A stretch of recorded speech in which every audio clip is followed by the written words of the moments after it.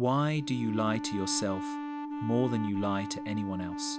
Not the loud, deliberate lies, the quiet ones, the ones you whisper beneath your breath when the room is silent and your chest feels a little too heavy. The ones that sound like, "I'm okay," even when a part of you is quietly collapsing behind your ribs. There's a moment, maybe you've lived it recently, where you feel something breaking inside a disappointment, a betrayal, a dream slowly dissolving, and rather than acknowledge it, you tell yourself that it doesn't matter, that it isn't as deep as it feels, that you're stronger than the hurt. You swallow the truth because looking at it directly feels like staring into a light too bright for your eyes.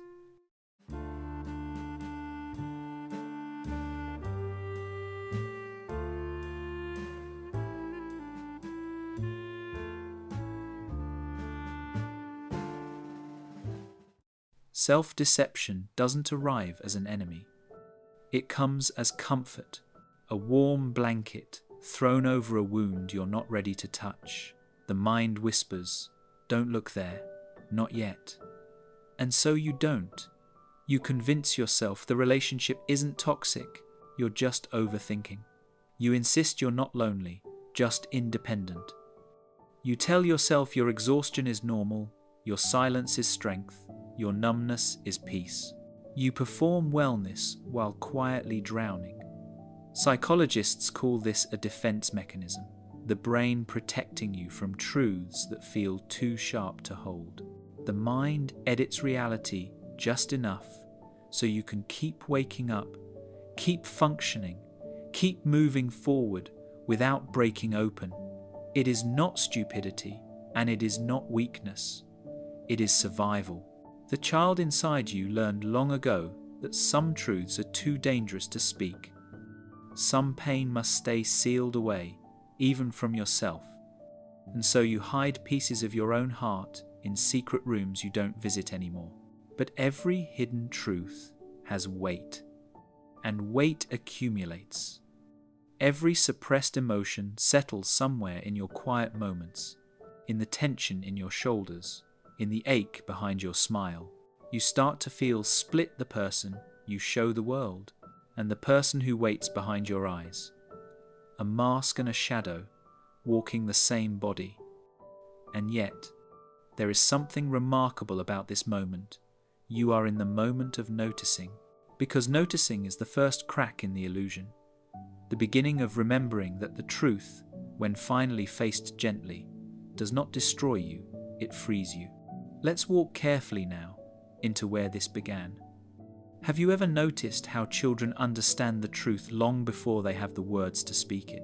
A child can feel tension in a room, the way birds feel the shift in weather. They notice the sharpness in a parent's voice, the silence after an argument, the way someone avoids eye contact. But when they ask what's wrong, they are told something simple: everything is fine. And because they depend on those voices for safety, they choose to believe them. The child learns something crucial, not about the world, but about themselves. If what I feel is not real, then I must stop feeling. So the child begins to edit reality. Imagine that small version of you, sitting at the edge of your parents' stress, sensing the storm but being told it's just a passing cloud. Their heart tightens. Their voice quiets. They learn to smile when something hurts. They learn to look away from what is breaking. They learn that silence keeps the peace. And in that moment, self-deception becomes their first act of survival. Attachment theory explains this deeply. A child will always protect the relationship before they protect the truth. Because love is oxygen. Love is shelter. To lose love feels like death. So if the truth threatens love, the truth is the first thing to go. This is where denial is born, not from ignorance, but from devotion. The mind begins to rewrite discomfort as normal. The child convinces themselves that the raised voices are just how families talk, that loneliness inside the house is just being independent, that the feeling of walking on eggshells is just how life is. They turn away from what hurts because looking at it feels too dangerous. And once they learn to do that, they carry that habit quietly into adulthood. You may not remember making that decision. It wasn't spoken, it was felt. A subtle folding of the self to stay safe. A whisper from the mind that said, if I don't acknowledge it, it can't break me. But what you don't name does not disappear. It simply moves inward into your chest, into your silence, into your difficulty trusting others, into the way you sometimes apologize for existing. Self-deception began as protection, a childhood shelter built out of hope. But every shelter eventually becomes a cage, and one day you grow too big for it. You start to feel the walls closing in, the mask grows heavy, the shadow begins to move. And that is where adulthood begins, not at age, but at the moment you realize the story you've been living isn't the one your heart remembers. At some point, you grow up, or at least your body does. You learn how to dress yourself, how to speak with confidence, how to move through the world without revealing the trembling underneath your ribs. But the child who learned to hide the truth doesn't disappear. They simply refine their skill. They learn how to perform. So you put on a mask. Not a fake face, no. The mask looks like you. It smiles when you smile, speaks with your voice, laughs at the right times. It tells the world, I'm fine, I'm strong, I'm in control. It is polished, practiced, believable. You wear it to work, to your relationships, to the mirror. The mask becomes your identity. You tell yourself the relationship you're in is healthy, even when every argument leaves you feeling smaller. You call it love because admitting the truth means facing the fear that you may be alone. So you stay and you smile and you say, we're just going through a phase.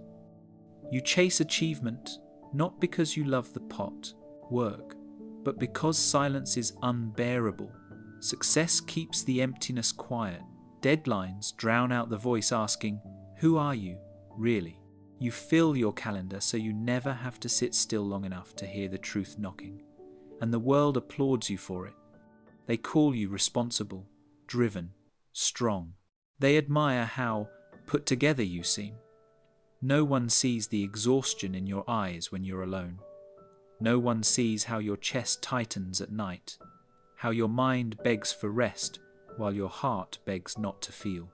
Neuroscience shows that once a behavior becomes a coping mechanism, the brain wires itself to repeat it automatically. The mask is no longer something you choose to wear. It becomes something you don't know how to take off. You lie to yourself without realizing you're lying. You call it moving forward, adapting, keeping the peace. But what you're really doing is hiding not from others, but from yourself. The mask was supposed to protect you, but now it imprisons you. There are moments, brief and quiet, when the mask slips. When someone asks if you're truly okay. When their voice is gentle enough that your armor softens. And something inside you aches, not for attention, not for pity, but for honesty. That ache is the real you, the one who remembers what truth feels like. And eventually, the ache becomes too loud to ignore. This is where the shadow begins to surface, where the parts you buried start asking to be seen. Have you ever wondered why your mind can know something is true, yet your heart refuses to accept it? It's not because you're weak or foolish. It's because the brain is built to protect you. And sometimes, protection means bending reality just enough to make it bearable. Psychologists call this cognitive dissonance, the discomfort of holding two conflicting truths at the same time. For example, I deserve love, and the person I love is hurting me. These truths cannot sit side by side without tearing something inside you. so the mind chooses. It reshapes one truth so that the other doesn't destroy you. You start telling yourself, maybe it's not that bad, or if I try harder, everything will be okay. Not because you don't see the problem, but because acknowledging it would mean facing the pain directly. And pain, to the brain, is danger. Neuroscience shows that the amygdala, the part of the brain responsible for fear and threat detection, reacts to emotional pain almost the same way it reacts to physical harm. A heartbreak can activate the same neural pathways as a broken bone. Emotional truth becomes something with teeth, something that could bite. So your mind builds walls. Freud called these walls defense mechanisms: denial, repression, rationalization. They are not flaws, they are psychological armor. Denial lets you look away. Repression pushes the unbearable into the subconscious. Rationalization rewrites the narrative so you can keep moving. These defenses were not designed to deceive others. They were designed to keep you alive. But there is a cost. When you alter the truth long enough, you begin to lose the ability to distinguish the mask from the face. The deception becomes automatic. The memory rewrites itself. You begin to believe the stories you once created just to survive. The brain does this not out of malice, but out of mercy. It protects the identity you built, even when that identity is hurting you. This is why self-deception is so hard to break. You are not fighting a lie, you are fighting your own nervous system's instinct to keep you safe. To see clearly means stepping into emotional vulnerability, and the body remembers vulnerability as danger. So the truth waits, quiet, patient, beneath the surface, beneath the well-rehearsed smile, beneath the strength you show the world. But there comes a moment in every journey when the mind can no longer protect you from yourself. The walls begin to crack. The shadow steps forward. And this is where the story turns darker. How long can you run from a truth you already know? Not in words, not in logic, but in the quiet place behind your heartbeat. The place that tightens when something is wrong. The place that goes still when you're pretending. Self-deception begins as protection, yes, but slowly, almost elegantly, it becomes poison. You don't notice it at first. The lie is small, almost gentle, a whisper, "This is fine," and you believe it, because believing hurts less than acknowledging the wound.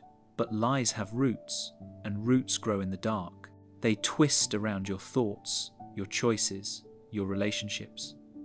The lie becomes a house you live in, familiar, comforting, and slowly collapsing inward.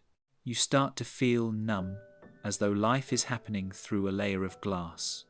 You're present but distant, laughing but not touched by joy, loving but not feeling safe in love. Your own emotions become strangers you flinch away from, and then the resentment comes, quiet, corrosive, resentment toward others, yes, but mostly toward yourself, for not speaking, for not leaving, for knowing and still pretending you didn't. Psychologists describe this as self-alienation, when your outer life and your inner truth drift so far apart that you no longer remember which one is real. It is the slow erosion of identity, a distortion of self. You lose the ability to trust your instincts because you've spent years arguing with them. You stop asking, "What do I feel?" and instead ask, "What should I feel to keep the peace?" The monster here is not anger. The monster is silence, and the silence grows teeth. There comes a moment sometimes in the middle of a conversation, sometimes alone in the kitchen while the light flickers when the truth breaks through, when something inside you whispers, "I can't do this anymore," and for one terrifying second you see everything clearly. The mask, the fear. The years you spent folding yourself so small that you could fit inside a life that wasn't built for who you are. Some people call this moment breakdown, but in reality, it is breakthrough. The collapse is not the end, it is the refusal to keep carrying a truth that has grown too heavy to ignore. The shadow is not your enemy. It is the part of you that remembers who you were before you learned to hide. And now the question becomes, when the life you built begins to crack, do you cling tighter, or do you finally look at what's underneath? When did hiding your feelings become the noble thing to do? Somewhere along the way, the world taught you that silence is strength, that endurance is maturity, that swallowing your truth is what makes you easy to love. You learned that the quickest way to be accepted is to never make anyone uncomfortable, even if that means slowly abandoning yourself. Society does not reward honesty, it rewards composure. You are praised when you stay strong, when you keep moving, when you smile through pain. People clap for your resilience without realizing it was built on self-neglect. And so you begin to believe that emotional honesty is something shameful, something messy, inconvenient, even weak. You apologize before speaking your feelings. You hesitate to say, "This hurts me." You call your needs overreactions. You begin to perform your life instead of living it. Social media magnifies this performance. Everyone shares their highlight reel, the laughter, the sunsets, the celebrations, but never the nights spent staring at the ceiling, feeling like something inside you is quietly unraveling.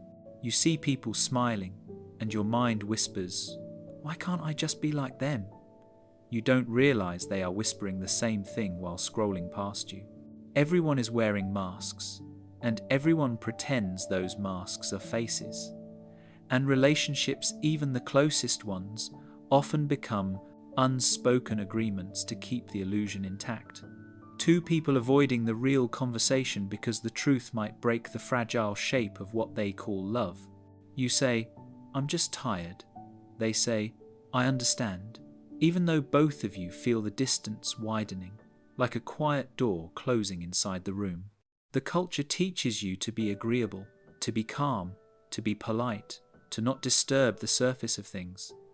You learn to bite your tongue even when your heart is choking on the words that want to be spoken. You learn to be digestible. And the cost of being digestible is always authenticity. This is the tragedy. You begin to believe the world would love you less if it saw you clearly.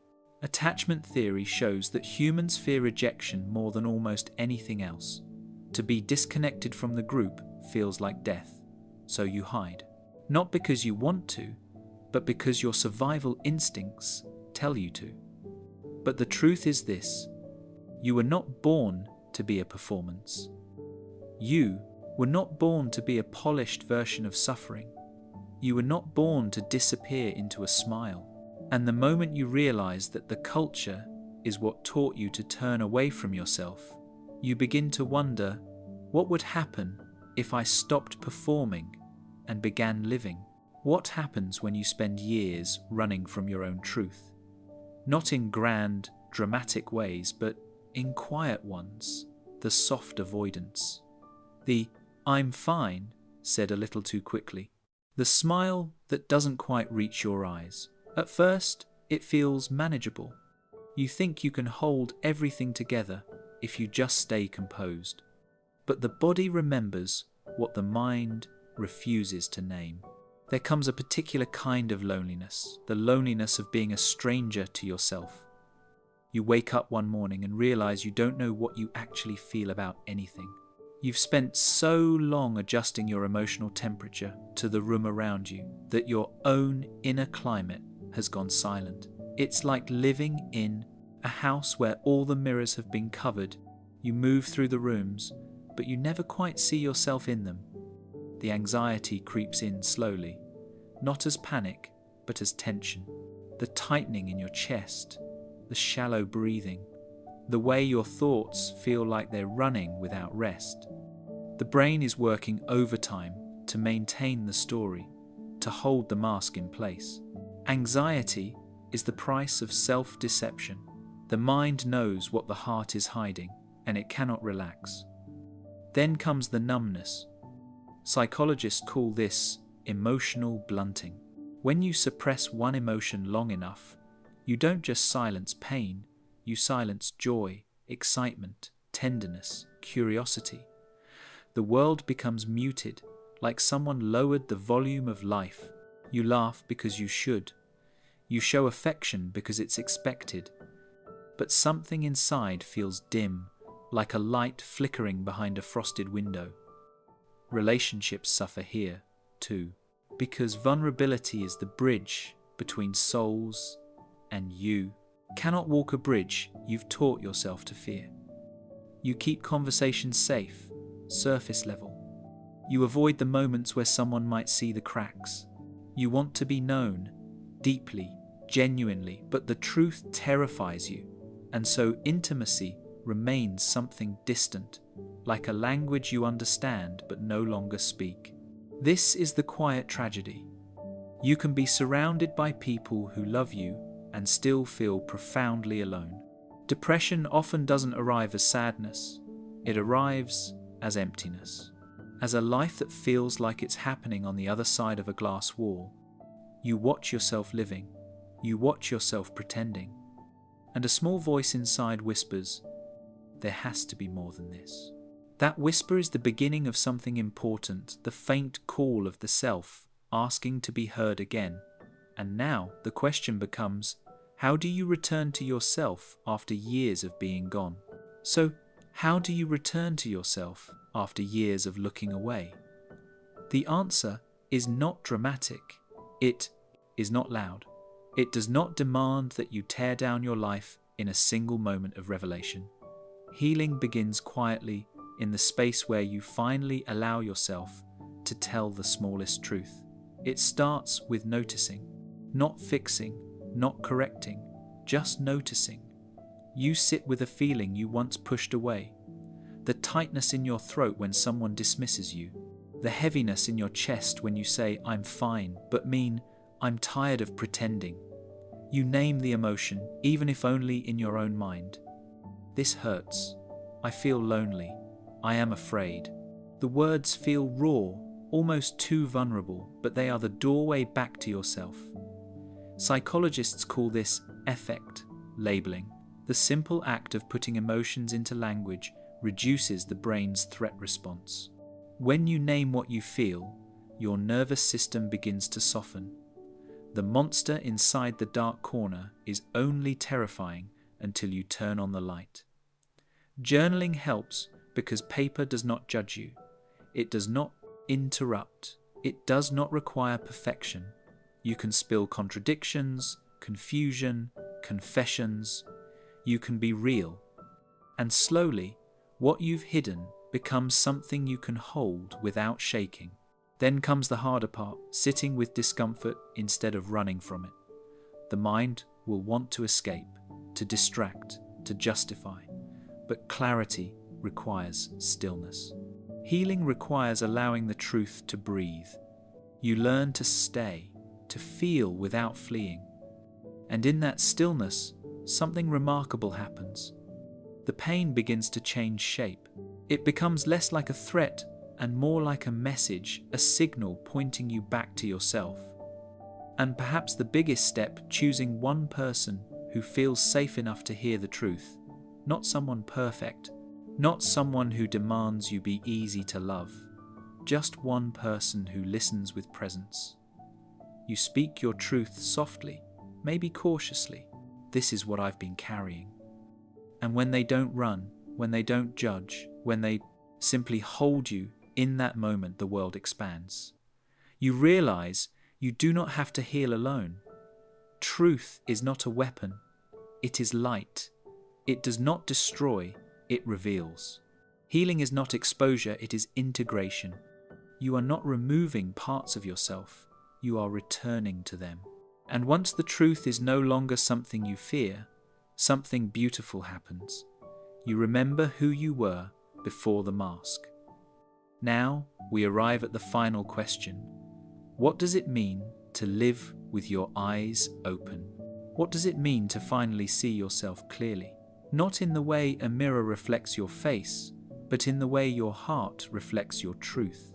There is a moment, subtle, quiet, almost sacred, when the masks loosen, the walls soften, and the person you've been running from steps forward, and you realize that it was never an enemy. It was always you, the you who felt deeply, the you who wanted to be loved without condition, the you who learned to hide only because hiding once felt like survival.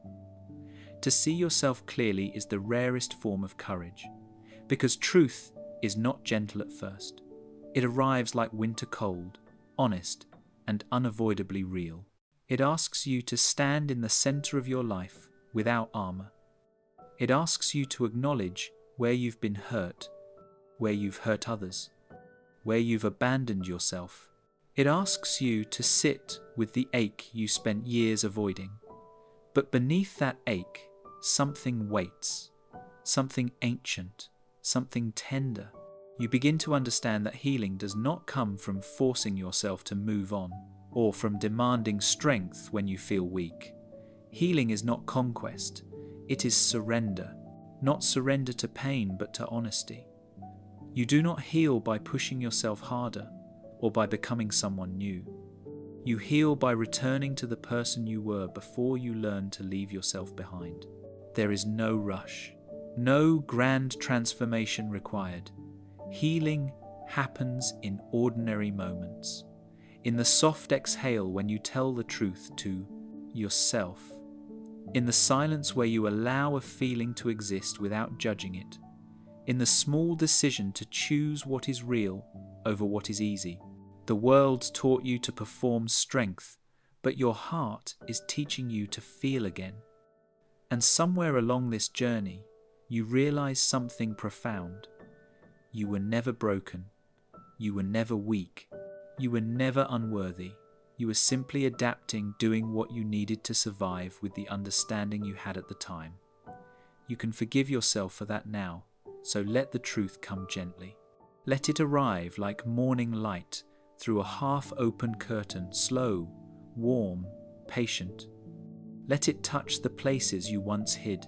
Let it remind you that clarity is not the end of pain, it is the beginning of freedom. Because in the end, the story of self-deception is really the story of a return to the self that has been waiting quietly, faithfully, for you to come home. And now, the only question left is this: will you step forward, or stay in the doorway, watching the light from afar?